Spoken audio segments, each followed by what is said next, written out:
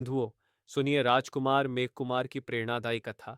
एक वैभवशाली राजकुमार का जीवन। श्रावकों, बहुत समय पहले की बात है। मगध देश की राजधानी राजगृह में महाराजा श्रेणिक का शासन था। उनके पुत्र थे मेघकुमार। राजकुमार मेघकुमार का जन्म ही सोने के पलने में हुआ था। उनके पास अथाह धन संपत्ति थी, सुंदर रानियां थीं, दास दासियां थीं और भोग विलास का हर साधन उपलब्ध था। वे मानते थे कि जीवन का यही सार है, बस सुख सुविधाओं में डूबे रहना और हर पल आनंद मनाना। उन्हें कभी लगा ही नहीं कि इस जीवन में कुछ और भी पाना बाकी है। वे अपनी युवावस्था और राजसी ठाट बाट में पूरी तरह मग्न थे।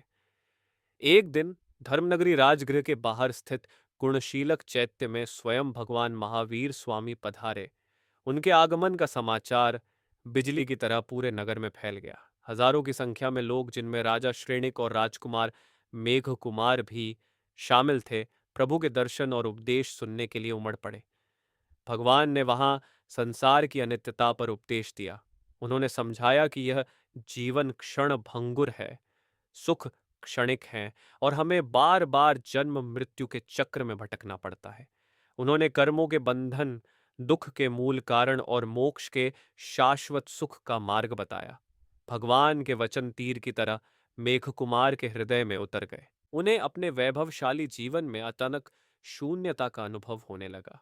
पूर्व जन्म की स्मृति और त्याग की प्रेरणा, और फिर उस पवित्र क्षण में मेघकुमार को अपने पूर्व जन्म का स्मरण हो आया। इसे जैन धर्म में जाति स्मरण ज्ञान कहते हैं।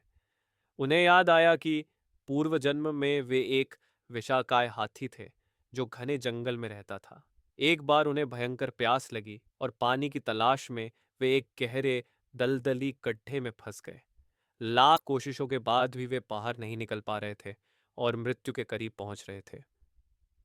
ठीक उसी समय एक जैन मुनिराज वहां से गुजर रहे थे। मुनि ने उस असहाय हाथी को देखा। मुनि तो किसी जीव को सीधा उठा नहीं सकते थे, पर उनके हृदय में अपार करुणा जागी। उन्होंने वहीं बैठकर ध्यान लगाया और हाथी के दुख दूर होने की भावना की। हाथी ने मुनि को देखा और उन्हें साधु के रूप में पहचान लिया।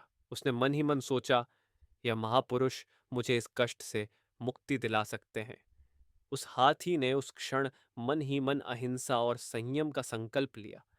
कुछ देर बाद एक व्यापारी दल वहां से गुजरा और उन्होंने उस हाथी को गड्ढे से बाहर निकाला। उस हाथी ने अपने शेष जीवन में कभी किसी को कष्ट नहीं पहुंचाया और मुनि के प्रति उसकी सेवा भाव और मन ही मन ले गए संकल्प के पुण्य से उसे अगले जन्म में महाराजा श्रेणिक के पुत्र के रूप में जन्म मिला। श्रावक बंधुओं, इस पूर्व जन्म की स्मृति ने मेघ कुमार की आंखें खोल दी। उन्होंने समझा कि एक छोटे से करुणापूर्ण कार्य का फल इतना बड़ा हो सकता है कि मुझे राजशाही मिली, तो अगर मैं अब पूर्ण त्याग और संयम अपनाऊं तो मोक्ष क्यों न पाऊं। राजपाट का त्याग और दीक्षा का मार्ग।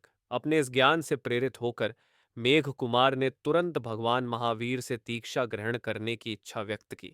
यह सुनकर राजा श्रेणिक और रानी धारिणी स्तब्ध रह गए। उन्हें लगा कि उनका युवा लाडला पुत्र, जो जीवन का हर सुख भोग रहा है, वह कैसे मुनि बन सकता है। राजा ने उन्हें रोकने के लिए हर संभव प्रयास किया, राजपाट का प्रलोभन दिया, भविष्य में राजा बनने का सपना दिखाया, परंतु मेघकुमार अपने निश्चय पर अटल थे। उन्होंने अपने माता पिता को अपने पूर्व जन्म की कहानी सुनाई और समझाया कि संसार के ये सुख क्षण भंगुर हैं। अंततः उनकी दृढ़ता देखकर राजा श्रेणिक को झुकना पड़ा और उन्होंने भारी हृदय से मेघकुमार को दीक्षा की अनुमति दी। मेघकुमार ने अपने सभी शाही वस्त्र, मुकुट, आभूषण और राजसी ठाट बाट का त्याग किया। उन्होंने संयम का श्वेत वस्त्र धारण किया और भगवान महावीर से जैन दीक्षा ग्रहण की। कठोर साधना और मोक्ष की प्राप्ति। दीक्षा लेने के बाद मुनि मेघ कुमार ने अत्यंत कठोर तपस्या की। उन्होंने अपने पूर्व के सभी कर्मों का क्षय करने के लिए आत्म संयम और त्याग का मार्ग अपनाया। उन्होंने अनेक कष्टों, परेशानियों, परिशहों और बाधाओं, उपसर्गों को धैर्य और समभाव से सहन किया। धीरे धीरे उनके सभी कर्म नष्ट होने लगे और अंत में उन्हें केवल ज्ञान, सर्वोच्च ज्ञान की प्राप्ति हुई। केवल ज्ञान प्राप्त करने के बाद वे जीवित अवस्था में ही सर्वज्ञ बन गए। केवल ज्ञानी बनने के बाद मुनि मेघ कुमार ने वर्षों तक संसार के जीवों को धर्म का उपदेश दिया। अंततः उन्होंने अपनी आयु पूर्ण होने पर शरीर का त्याग किया और मोक्ष प्राप्त किया। वे जन्म मरण के चक्र से सदा के लिए मुक्त होकर शाश्वत सुख को प्राप्त हुए। कथा से हमें क्या सीखना चाहिए? श्रावकों, मेघकुमार की यह कथा हमें कई महत्वपूर्ण शिक्षाएं देती है। कर्म का अकाट्य नियम यह बताती है कि हमारे शुभ और अशुभ कर्मों का फल हमें अवश्य मिलता है। हाथी के रूप में की गई छोटी सी सेवा ने उन्हें राजकुमार बनाया और राजकुमार के रूप में किए गए त्याग और तपस्या ने उन्हें मोक्ष दिलाया। संसार की असारता यह हमें सिखाती है कि सांसारिक सुख सुविधाएं और वैभव अस्थायी हैं। सच्चा सुख आत्मिक शांति और मोक्ष में ही है।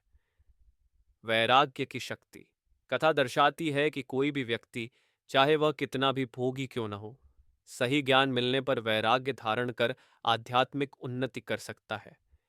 दीक्षा और संयम का महत्व यह हमें मुनि जीवन और संयम के मार्ग की महत्ता समझाती है, जो आत्मा को शुद्ध करने और मोक्ष तक पहुंचने का एकमात्र रास्ता है। तो श्रावक बंधुओं, हमें भी इस कथा से प्रेरणा लेकर अपने जीवन में संयम, अहिंसा और त्याग के भावों को बढ़ाना चाहिए। जय जिनेन्द्र।